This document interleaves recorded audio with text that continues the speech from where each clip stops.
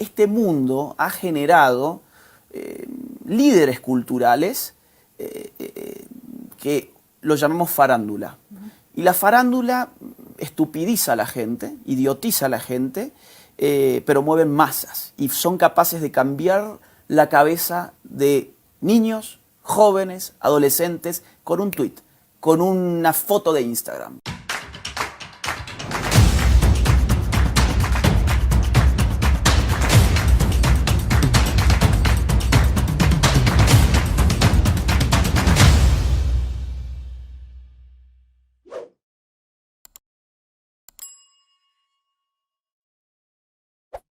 Agustín, tu visita a Guatemala ha tenido bastantes conferencias y bastantes repercusiones también. Desde hace unas cuantas semanas has estado en trending en Guatemala, la gente te ha llegado a conocer más.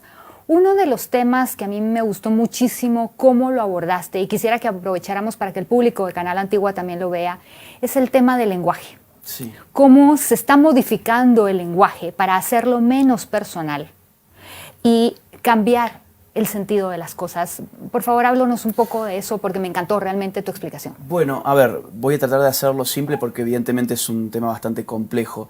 Nosotros pensamos con palabras, vamos a partir de ahí.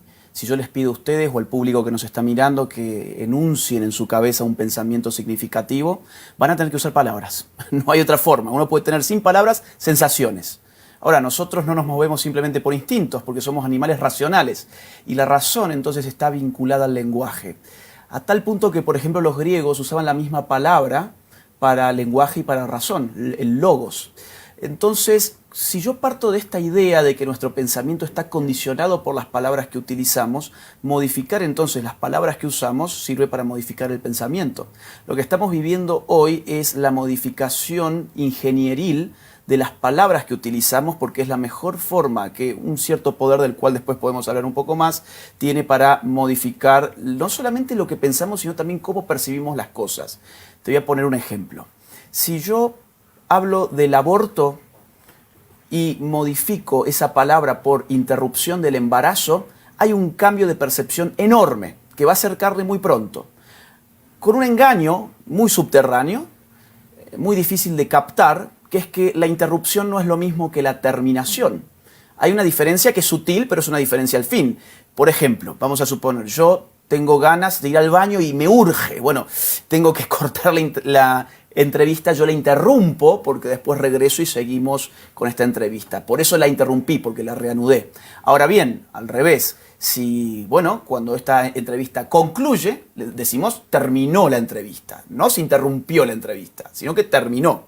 Entonces, digamos, cuando hablamos de la terminación violenta de una vida, es habitualmente lo que conocemos como asesinato. Por lo tanto, si el aborto es la terminación violenta de una vida por nacer, es un asesinato. Ahora, si el aborto es la interrupción del embarazo, ya queda todo eso en una nebulosa. Puedo llevar esto a ejemplos mucho más extremos, como lo que está sucediendo ahora, por ejemplo, en Holanda, donde lobbies pedófilos están solicitando que se deje de utilizar la palabra pedofilia porque los estigmatiza. Y quieren que se empiece a hablar de sexo intergeneracional. Evidentemente, esto es mucho más simpático que yo diga, ese señor que abusó de ese niño es un pedófilo. Esto a todos nos escandaliza de un momento a otro, es inmediato. En cambio, yo digo, bueno, no, el señor tiene una orientación sexual en clave intergeneracional. La mitad de la población no va a entender a lo que yo me estoy refiriendo. Entonces, esto es constante. Incluso lo podemos pasar, por ejemplo, al tema del LGBTQIA+. Por ejemplo, habitualmente en la televisión, en las instituciones, en el colegio incluso, en las universidades, se habla del cambio de sexo. No sé si han escuchado, si acá, bueno, sí, fulanito se cambió el sexo, menganito se va a cambiar el sexo, cuando la realidad es que el sexo no se puede cambiar. Y hoy decir esto en Argentina, en mi país, por ejemplo, puede ser considerado un discurso de odio que a mí me valga rehabilitación y reeducación por parte del Estado. De hecho, yo tengo una denuncia en el Estado argentino por decir que el sexo no se puede cambiar. Agustín, ya esta respuesta que nos has dado nos pone sobre la mesa varios de los temas que en Guatemala, digamos, no tan abiertamente como en la Argentina o en Brasil o en Europa o en Estados Unidos se discuten, pero que empiezan a aparecer. Y aquí en el canal, en varias entrevistas, lo hemos mencionado con Carmina, que tenemos que tener mucha cautela, prudencia, pero también firmeza. Porque a través de esa sutileza, no solo en el lenguaje, sino en los comunicados, en la forma de comportamiento, en la censura, ya sea abierta o medio escondida, empiezan a permear esos temas y han habido movimientos, declaraciones de ciertos grupos acá en Guatemala que a propósito no se caracteriza por discriminar, aunque lo digan algunos, Guatemala, la sociedad guatemalteca por lo general no discrimina, aparecen. Mi pregunta muy concreta, en esta experiencia que has acumulado, incluso en esta gira que estás realizando, entendemos que estuviste en Puerto Rico y en Estados Unidos, ¿cómo podemos identificar cuáles son esas marcas que están apareciendo o han aparecido en los países cuando todos estos temas aparecen y empiezan a enraizarse y hay grupos financiados muchas veces de afuera y empiezan a destruir instituciones como la familia y cosas así? Bueno, lo más complicado es que esto es una agenda progresista, entendiendo el término progresista como un derivado de progresividad. Es decir, no estoy hablando del progresismo en términos ni políticos ni morales, sino como algo que va progresando milimétricamente. En ese sentido es distinto de una revolución. La revolución tiene una fecha, no sé, 17 de octubre de 1917. Bueno, no, esto es 1 milímetro cada día.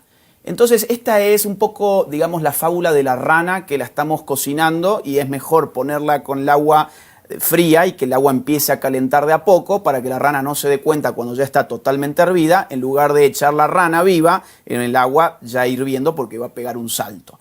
Eso sería la imagen de la revolución. La imagen del progresismo es la de la rana que se va cocinando sin darse cuenta, hasta que se da cuenta y ya es tarde, ¿no? ¿Cuáles son las huellas? Bueno, son muchas. En el caso aborto, por ejemplo, todo esto empieza con distintos casos muy excepcionales que se los empieza a transformar como la norma.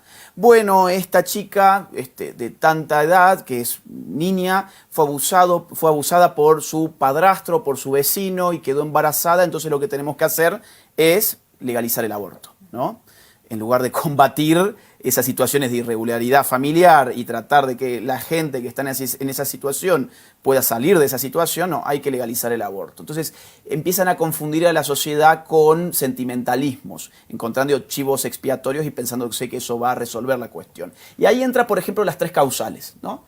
Violación, luego está el peligro de la vida de la madre y a veces viene también la tercera causal, que es la de la inviabilidad del feto. Bien, la sociedad, ok, está bien, nos conmovemos con el caso, lo aceptamos. Entraron las 3 causales.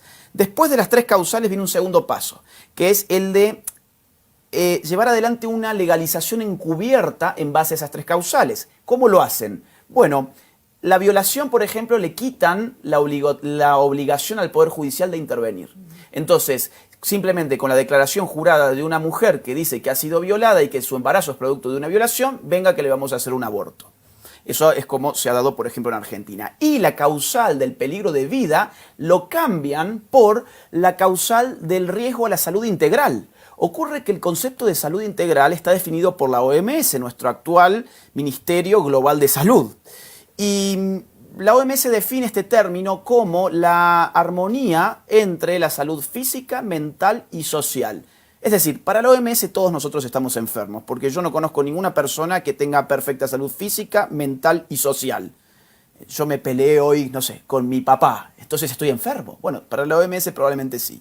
Entonces, ¿qué pasa con esto? Bueno, que la mujer, por ejemplo, en una etapa X de su embarazo, puede ir a un médico y decirle, oiga, ¿sabe qué? Mire, yo este embarazo me está dando mucho estrés, estoy con ansiedad, estoy con depresión, entonces mi salud integral está en riesgo. Venga que le haga un aborto, esto está contemplado por las causales. O puede ser que la mujer diga, mire, desde que me quedé embarazada, me peleé con mi pareja, me peleé con mi familia o perdí mi trabajo. Mi salud social está en riesgo. Bueno, venga que le haga un aborto. Después de eso viene la legalización del aborto. Generalmente son 12 o 14 semanas y después esa legalización cuando pasa empieza a extenderse y el punto final es lo que se llama aborto por nacimiento parcial, que ya está en algunos lugares, incluso de Estados Unidos, que básicamente es, tenés al niño ya saliendo del útero materno y lo asesinás con un químico, digamos, mortal, ¿no? Alguien se tendría que preguntar por qué una mujer quisiera estar pariendo y que le maten ahí a su hijo. No sé, quizás que los órganos valgan en el mercado, quizás se pueda hacer algo con todo eso. No lo sé, pero esto ya está funcionando de esa manera en algunos lugares del mundo. Y con el LGBT, perdón, sí, porque solamente hablé de aborto, pero con el LGBT también viene toda esta expansión donde empieza a reclamarse algo que a mí me parece justo, que es la igualdad ante la ley. Luego viene la cuestión de, no, bueno, pero ¿saben qué? Tenemos también derecho a, por ejemplo, la identidad de género. ¿Y ese derecho qué implica? Bueno, que vos me trates como yo me autopercibo. Y si yo pongo la verdad por encima de tu autopercepción, supongamos que vos me decís que vos sos Susanita. Bueno, vos tenés todo el derecho a autopercibir. Y yo, a ver, cuando vos me decías la discriminación, yo no quiero que esto suene discriminatorio, pero yo creo que toda persona tiene el derecho a autopercibirse como quiera, pero yo tengo el derecho a percibir como mi propia conciencia percibe la realidad. Y yo no tengo, digamos, ninguna obligación a mentir. Entonces, lo que está empezando a pasar es que ese derecho a la identidad de género se convierte en una política autoritaria sobre la conciencia de los demás, y eso empieza a expandirse, llega al tema de, no, yo para realizar mi identidad de género necesito que el Estado me pague mis hormonas. Bueno, ahí estamos los ciudadanos pagando más impuestos para las hormonas. Yo necesito que además el Estado me brinde una cirugía estética porque, bueno, yo me autopercibo como una mujer, pero no me estoy viendo como una mujer. Bueno, allí vamos, que son cirugías carísimas, y eso ya no son derechos, son privilegios. Agustín, con relación a este tema que hablabas, yo escuché que muchos de... tú dijiste en algún momento que las personas no quieren la clase rica, la clase alta, media alta, son los que están apoyando el aborto, sí, y no necesariamente los pobres. Las personas que están del otro lado de la balanza lo que te dicen es, no, al contrario, los ricos no quieren abortos porque necesitan más trabajadores. Por favor, responde a esto. Bueno, a ver, lo vamos a ver incluso históricamente. Es decir, el aborto ha sido una política de países ricos contra países pobres. Esto no es algo que yo me lo invente. Revisemos la historia del aborto en el siglo XX. El aborto en el siglo XX aparece, por ejemplo, en Estados Unidos en el año 1916 con la primera creación de una clínica de control de natalidad que pedía financiamiento para mejorar la raza en Estados Unidos, con una feminista muy conocida a la cabeza que era Margaret Sanger, la fundadora de Planned Parenthood. ¿Cómo pedía dinero esta señora? Diciendo que el aborto servía a un proceso eugenésico de mejora racial. Esto significa, llevemos los abortos, que es lo que hace Planned Parenthood, mayoritariamente en términos relativos a la comunidad negra, a la comunidad hispana y a las comunidades que no nos gustan a nosotros. Curioso que Black Lives Matter, ¿no?, que está tan de moda, no ha dicho absolutamente nada de todo esto y están ahí peleando por distintas cuestiones, pero el tema del aborto no lo quieren ni tocar. Cuando al día de hoy Planned Parenthood en términos relativos lleva más abortos a las comunidades negras que a cualquier otra. Luego, digamos, cuando ya este discurso eugenésico no se puede mantener porque cae la Alemania nazi en la Segunda Guerra Mundial, empiezan con un discurso económico, que es el aborto a ustedes pobres los va a enriquecer. Te lo digo con una frase textual de Lyndon Johnson en el año 1965, en el 20º aniversario de la ONU, que dijo lo siguiente: actuemos sobre la base de que $5 invertidos en control poblacional equivalen a más de $100 invertidos en desarrollo económico. ¿Qué estaba diciéndole a la ONU? Oigan, para sacar a los pobres de la pobreza no hay que ayudarlos económicamente, sino que hay que hacer que maten a sus hijos antes de que nazcan. Hay que controlar la fertilidad de los pueblos pobres. Entonces, a mí, digamos, eso mirándolo muy en clave histórica, yo veo que esto es una política de países ricos sobre países pobres, porque los países pobres se reproducen más que los países ricos. No por eso son pobres, ahí viene el engaño. Ellos dicen, como ustedes se reproducen más, ustedes son pobres y nosotros que nos reproducimos menos, somos ricos porque tenemos menos hijos. Eso es una falacia total, que ya se ha demostrado enteramente falsa. Lo que pasa es que a más cantidad de gente en los países pobres, para los países ricos supone un mayor uso de los recursos naturales por parte de estos países, más inestabilidad política probablemente para el control que ellos tienen, más polución, más presiones migratorias. Desde que Biden subió el primer día a la presidencia, volvió a enviar fondos federales para abortos en México, por ejemplo, ¿no? Entonces esto siempre ha sido el dominio del rico sobre el pobre. Y esto no lo estoy planteando en términos de lucha lucha de clases, sino que es una verdad histórica. Y actualmente, en términos sociológicos, los sectores más altos son los que se inclinan a aceptar estas políticas progresistas, no solo el aborto, sino también el feminismo, el LGBT y demás. ¿Ustedes se piensan que las mujeres pobres lo que quieren es que el Estado les brinde la posibilidad de matar a sus hijos? Las mujeres pobres lo que quieren es que el Estado las ayude con condiciones dignas a poder salir de la pobreza. Eso es lo que buscan. Y las mujeres pobres tienen tan poco que el valor que le dan a sus hijos es muy significativo como para pensar que es un parásito que le va a destruir su genial futuro, ¿no? Entonces, generalmente los ricos hablan en el nombre de los pobres y eso después se termina viendo en las encuestas públicas. En Argentina, con las encuestas públicas, supimos que el 75% de los sectores más pobres estaba en contra del aborto, pero también supimos que el 75% de los sectores más altos estaban a favor del aborto. Es sin duda un tema altamente controversial, pero escuchándote uno empieza a identificar, como te decía, esas huellas y todo eso, y vemos que a partir de muchas de esas reivindicaciones que las llaman y todo, buscan de que el Estado, un Estado totalitario, se empiece a meter en tu casa, en tu familia, en tu cama, en tu cocina, y eso empieza a reprimir tus derechos individuales, siendo totalmente contrarios a visiones políticas republicanas como acá las defendemos. Explícanos esos grandes riesgos y qué cosas se están dando ya cuando entonces el omnipresente Estado se mete hasta la más íntimo de la intimidad de tu vida. Mira, perdón que siempre trate de buscar alguna referencia, pero es para que no pueda pensar cierta gente que está del otro lado de que yo estoy sacando esto de la galera, ¿no? No. A ver, el feminismo radical de los 70 planteó una frase que rápidamente se volvió un eslogan. Puntualmente lo hizo una filósofa llamada Kate Millett en un libro de 1970 titulado Política Sexual, que está entre los 10 libros más importantes del feminismo del siglo XX. Esa frase era "lo personal es político". Hoy esa frase es uno de los principales eslogans de las políticas de género. Ahora, esto puede decir poco y nada, pero por eso lo quiero explicar. Lo personal es político. ¿Qué significa? ¿Significa que me voy a liberar porque politizo mi intimidad? ¿Significa que voy a encontrar más libertad porque le pido al Estado que ayude a mi personalidad? Evidentemente no. ¿Por qué motivo? Porque aniquilo de esa manera la dimensión privada de mi vida, la dimensión íntima y personal de mi existencia. Evidentemente mi existencia tiene una dimensión pública, una dimensión política, hay cosas de mi vida que son reguladas por el Estado políticamente a través de su sistema legislativo, etcétera, etcétera, pero cuando yo digo que lo personal es político, y atiendo a la realidad de que el órgano político por definición de una sociedad moderna es el Estado, lo que estoy diciendo es que mi persona le pertenece al Estado. Y esa es la definición de totalitarismo. Elucubrar y estar allí lanzando estos eslogans tan alegremente de que lo personal es político, como hacen los grupos feministas y LGBT, es algo muy peligroso, es abrirle la puerta al totalitarismo. Pero para que esto no quede en un terreno meramente conceptual y especulativo, pasemos esto a un caso concreto.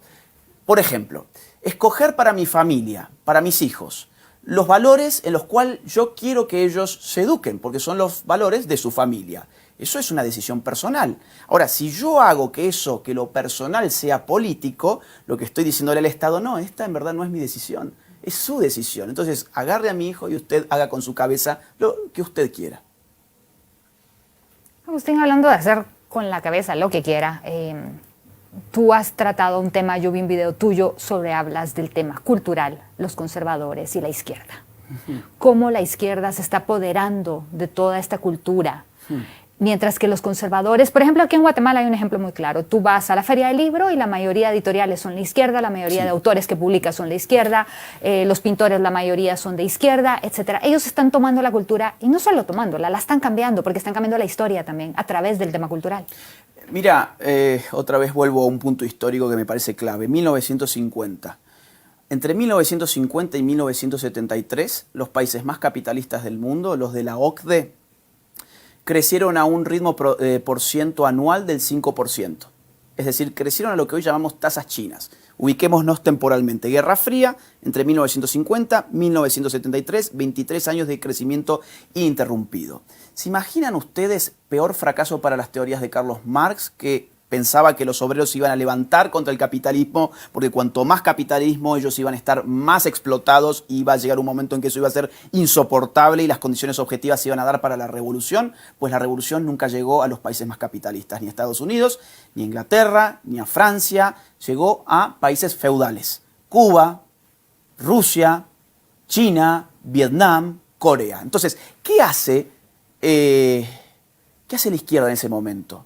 La izquierda da un giro, dice, no, ¿sabes qué? Ya no puedo seguir yendo a las fábricas a querer levantar a los obreros, porque los obreros están más preocupados por ver el partido de fútbol del fin de semana y por salir a pasear con su familia en su automóvil nuevo que se lo compraron gracias a su trabajo hace un par de semanas nada más, ¿no? Entonces, ¿qué hago? Bueno, empiezo a trazar otros antagonismos sociales. El de ricos, pobres, clases sociales, obreros versus capitalistas, y está difícil. No en vano en ese momento aparece el hipismo en Estados Unidos, por ejemplo, ¿no? Y aparece el feminismo muy fuertemente. Entonces vamos a trazar distintos conflictos. Conflictuemos a los sexos, hombre-mujer. Bueno, ahí entonces yo puedo elaborar toda una teoría, el patriarcado, pongo al hombre en el lugar del explotador o del opresor, a la mujer en el lugar de la víctima eterna. Otra frontera más puedo trazar entre homosexuales y heterosexuales, y me creo el cuento de la heteronormatividad y digo que en verdad hay un sistema que nos obliga a ser heterosexuales para oprimir a los homosexuales.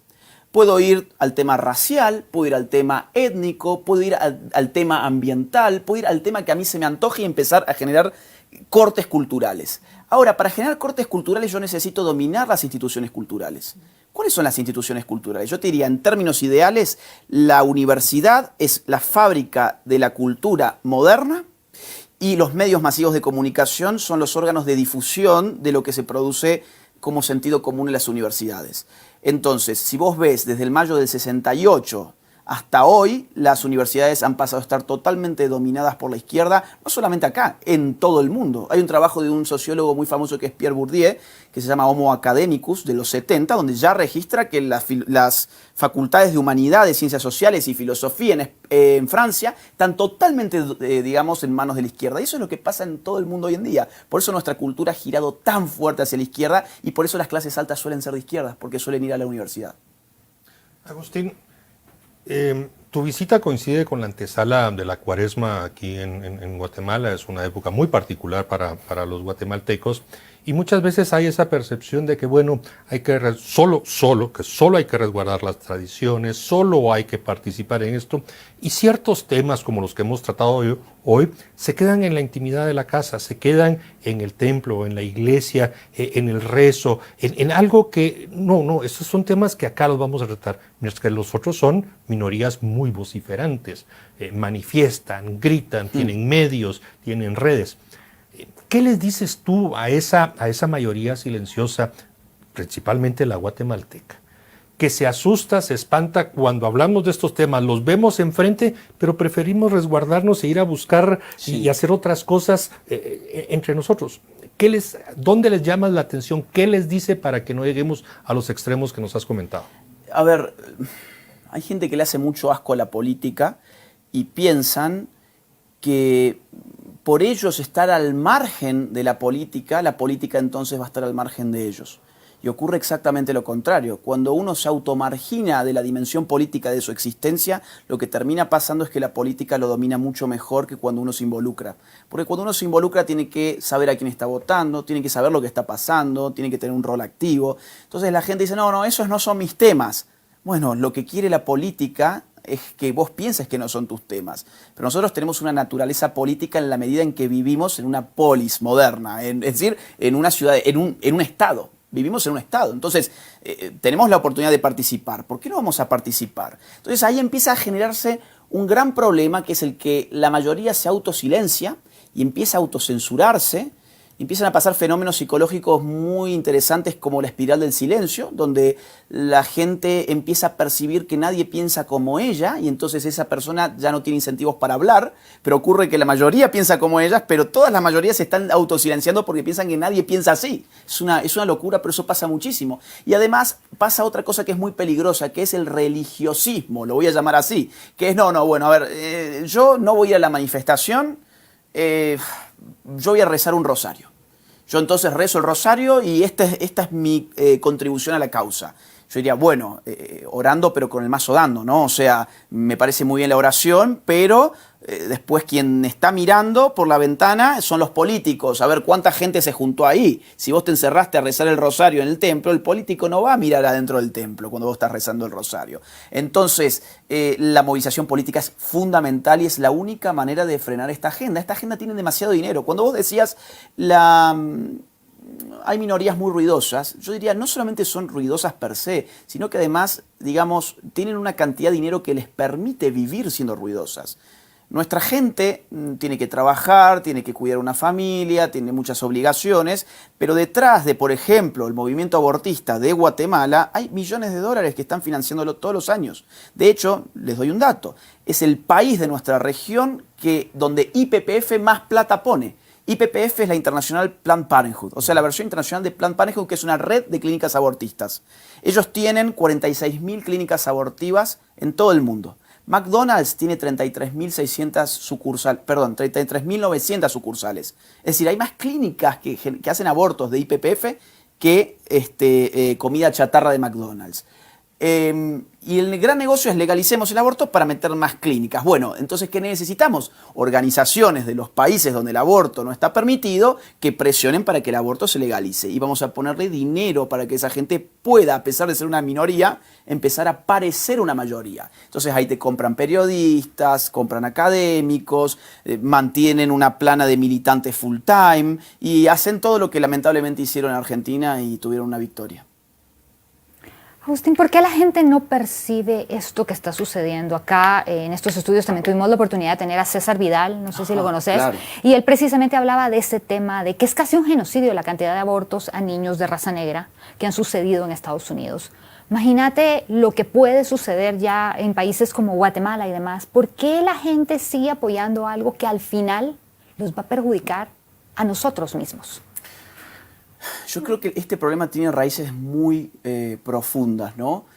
Estamos viviendo, y no quiero irme demasiado, pero creo que a la gente se le ha reventado la capacidad crítica. Hemos perdido nuestras sociedades, no digo esta sociedad, la mía también, las sociedades y la generación es la mía. Hemos perdido nuestra capacidad crítica, hemos perdido nuestra capacidad analítica, hemos perdido la capacidad de leer. Es decir, solamente estamos con pantallas, las 24 horas del día estamos con pantallas. Hemos pasado de ser culturas basadas en la lectura a ser culturas basadas en la imagen. Y eso implica un retroceso cognitivo enorme, porque cuando uno lee, tiene que poner en práctica distintas habilidades intelectuales como la síntesis, la abstracción, el pensamiento crítico. Cuando uno mira ya está todo dado en la pantalla, está ahí, está listo para ser consumido. Pones Netflix y es un momento de estar relajado, ¿no? Entonces, este mundo ha generado líderes culturales que lo llamamos farándula. Y la farándula estupidiza a la gente, idiotiza a la gente, pero mueven masas y son capaces de cambiar la cabeza de niños, jóvenes, adolescentes con un tuit, con una foto de Instagram. Te cuento una foto que ya tiene como un año de Miley Cyrus, financiada por Planned Parenthood, donde ella sale lamiendo un pastel y ese pastel dice: el aborto es cuidado de salud. O sea, ¿qué viene a ser el embarazo si el aborto es salud? Bueno, el embarazo es una enfermedad. Y millones de adolescentes poniéndole likes. Nadie se pone a pensar, pero me está diciendo que el embarazo es una enfermedad. ¿Por qué no podemos leer ese metadiscurso? Bueno, porque no sabemos leer. Ese es el punto, saber leer, no solamente leer lo que está escrito, sino también lo que no está escrito. Y esa capacidad crítica es la que se ha perdido en todas partes. Por eso consumimos estos discursos buenistas, bien diseñados, que los difunden en la farándula y los consumimos para ser parte. No queremos quedarnos afuera, no queremos dejar de ser cool. Y hoy estar a favor de la vida no es cool. Es decir, tenemos que volver a eso. Agustín, tenemos que aprovechar estos últimos 2 o 3 minutos máximo para tú has estado un par de días ya en Guatemala, te has juntado con decenas de guatemaltecos, has escuchado sus preocupaciones, las preguntas, las consultas, las críticas. Trasládanos un muy breve diagnóstico. ¿Qué ves lo que está pasando? ¿Dónde nos adviertes que pudieran estar los riesgos? ¿Y qué nos sugieres para precisamente toda esa mayoría silenciosa, provida, conservadora, trabajadora, en fin, de todo lo que hemos hablado, tenemos que preocuparnos para ver si una próxima vez que pudieras venir a Guatemala encontrarás que estamos activos. Bueno, a ver, yo acá me he dado con una sorpresa que no he visto en ningún otro país.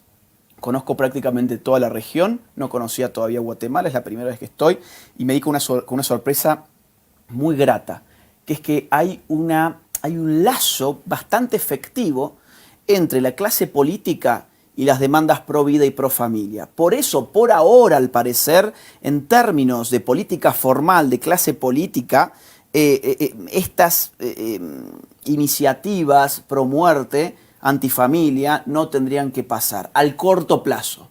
El problema es que a veces decimos, estas cosas no pasan en mi país ni pueden pasar. No, en política todo puede pasar. Es decir, hoy tenemos esta situación, hay que luchar para conservar esta situación. ¿Cómo se lucha para conservar esa situación?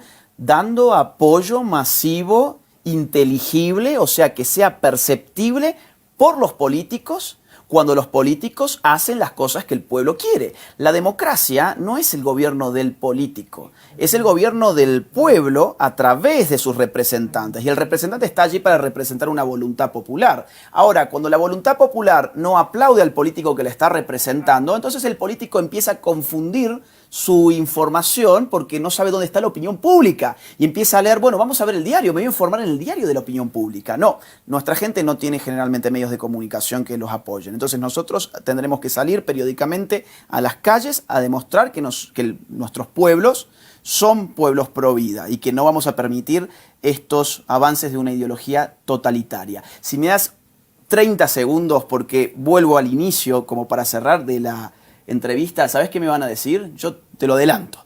Van a decir el homofóbico o el canal homofóbico o los periodistas homofóbicos.